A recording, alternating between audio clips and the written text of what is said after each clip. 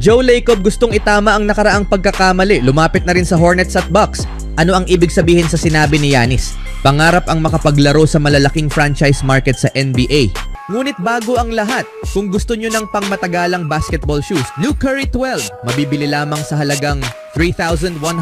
I-click lamang ang link sa comment section. Mukhang ang Luka Doncic-Anthony Davis trade ang sentro ng usapan sa NBA ngayon at tama lang naman.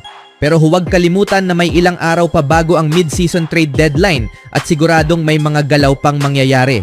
Isa na nga rito ang ginawa ng Charlotte Hornets ngayong araw, ngunit hindi ito tungkol sa isang star player. Sa katunayan, hindi ito tungkol sa isang player mismo. Dahil ayon sa pinakabagong ulat, nakuha ng Charlotte Hornets ang isang 2029 second round draft pick from Oklahoma City Thunder na orihinal na pag-aari ng Phoenix Suns. Kapalit nito, ipinadala nila sa OKC ang Denver Nuggets 2030 second round pick. Kung titingnan, parang walang saysay ang trade na ito, pero maaaring bahagi ito ng mas malaking plano, baka isang trade para kay LaMelo Ball patungong Golden State Warriors. Dahil ngayon, ayon sa veteranong NBA insider na si Brett Siegel, hindi pa tapos ang Hornets sa kanilang mga galaw. Sa katunayan, tumataas ang halaga ng future Suns draft picks dahil sa kakulangan ng kanilang draft capital matapos buuin ang Big Three nina Devin Booker, Kevin Durant at Bradley Beal. Dahil dito, maaaring gamitin ng Hornets ang kanilang bagong acquired pick para maisakatuparan ang isang trade kasama ang Warriors. Samantala, desperadong naghahanap ang Golden State ng isang star na maipapareha kay Stephen Curry. Ayon kay Siegel, sina Zion Williamson, Brandon Ingram at LaMelo Ball ay ilan lamang sa mga all-star talents na pinag-uusapan ng Warriors bago ang trade deadline. Sa pinakahuling galaw ng Hornets, mukhang may posibilidad na si LaMelo nga ang kanilang i-trade. Ngunit para mangyari ito, kailangang magbigay ang Warriors ng malaking package kapalit ng young all-star guard.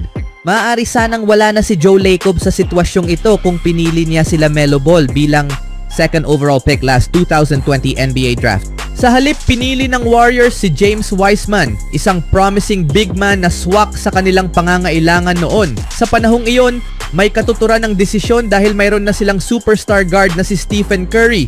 Pero matapos ang 5 taon, malinaw na isa itong malaking pagkakamali. Si LaMelo ay naging isang superstar habang si Wiseman ay wala na sa kanilang roster. Ngayon, maaaring itama ni Joe ang kanyang pagkakamali sa pamamagitan ng pagkuha kay LaMelo. Ayon sa mga ulat, kailangang isama ng Warriors sa trade sina Brandon Podziemski, Moses Moody, Andrew Wiggins at posibleng si Jonathan Kuminga. Malamang kailangan din nilang magdagdag ng draft picks upang makuha si LaMelo, ngunit maaaring sulit ang risk na ito. Sa paglipas ng panahon, si LaMelo Ball ay maaaring maging susunod na mukha ng Warriors kapag nagretiro na si Curry. Marahil na pagtanto na ito ni Lacob at ang trade sa pagitan ng Hornets at Thunder ay unang hakbang lamang sa isang malaking blockbuster deal. Kung matuloy ito, magiging isa sa pinakamakasaysayan ang trade deadline ngayong taon. Speaking of trade, kung tatanungin mo ang sino man sa NBA noong nakaraang linggo kung posible bang maging available si Milwaukee Bucks superstar Giannis Antetokounmpo sa 2025 trade deadline, malamang hindi nila sineseryoso ang tanong mo. Ngunit ngayon, ibang usapan na ito matapos kusang loob na pakawalan ng Dallas Mavericks ang kanilang superstar point guard na si Luka Doncic. Hindi maganda ang nilalaro ng Milwaukee Bucks kamakailan. Natalo sila sa 4 sa kanilang huling 5 laro.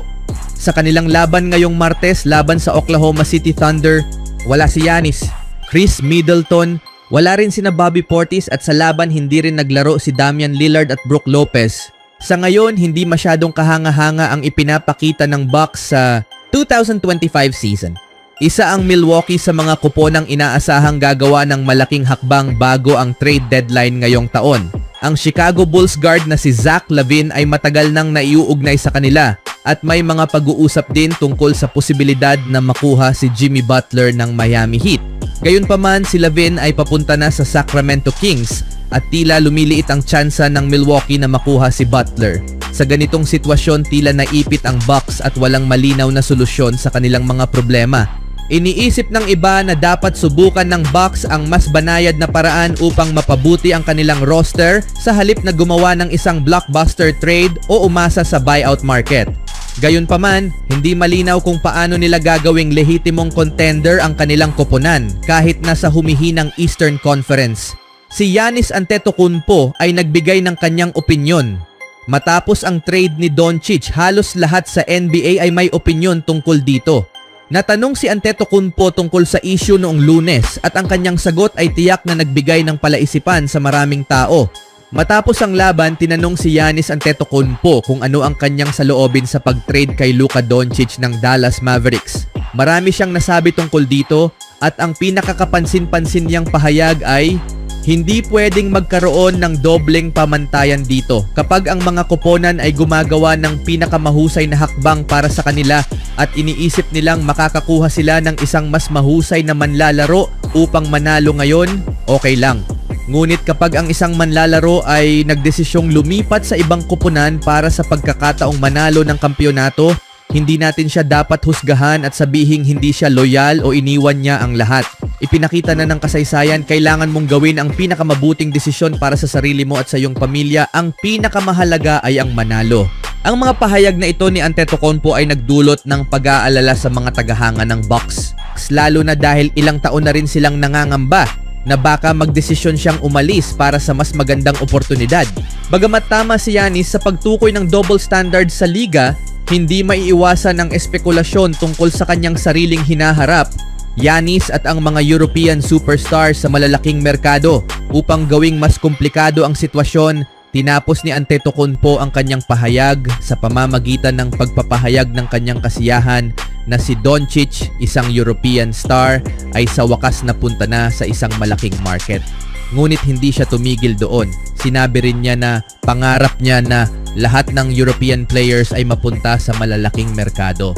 Bagamat tama si Giannis sa pagtukoy ng double standard sa liga, dagdag pa niya gusto niyang makita si Denver Nuggets superstar Nikola Jokic na maglaro sa New York. Kung kasama ni Antetokounmpo ang sarili niya sa tinutukoy niyang lahat ng European players, tila nagpapahiwatig ito na gusto rin niyang maglaro sa isang malaking market bago matapos ang kanyang karera.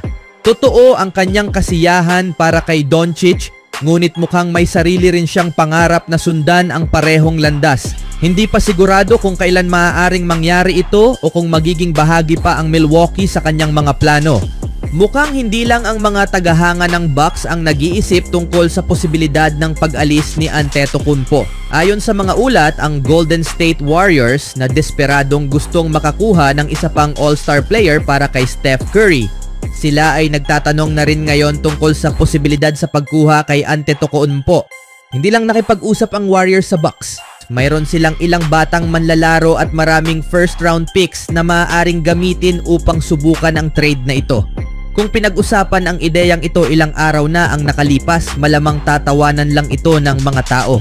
Ngunit ngayon, hindi na ito ganoon kaimposible. Wala pang indikasyon na iniisip ni Bucks GM John Horst na gawin ito, lalo na kung isa sa alang-alang ang backlash na maaaring harapin niya mula sa fanbase. Isang bagay na naranasan na ni Mavericks GM Nico Harrison matapos niyang pakawalan si Doncic. Mahihirapan kang makahanap ng taong magsasabi noong isang linggo na si Giannis Antetokounmpo ang magiging pangalawang international superstar na matrade bago ang deadline. Ngunit ilang araw lang ang nakalipas, may mas malalaking bagay nang nangyari sa NBA. Sa tingin niyo mga kaibigan, may tsansa kaya ang paglapit ng Warriors kay Giannis? Even when you feel low, you can still go. Even when you feel slow, you can still go. Even when there's no hope, you can still go. I never answer to no, man, I still go. Go, go, go, go, go, go.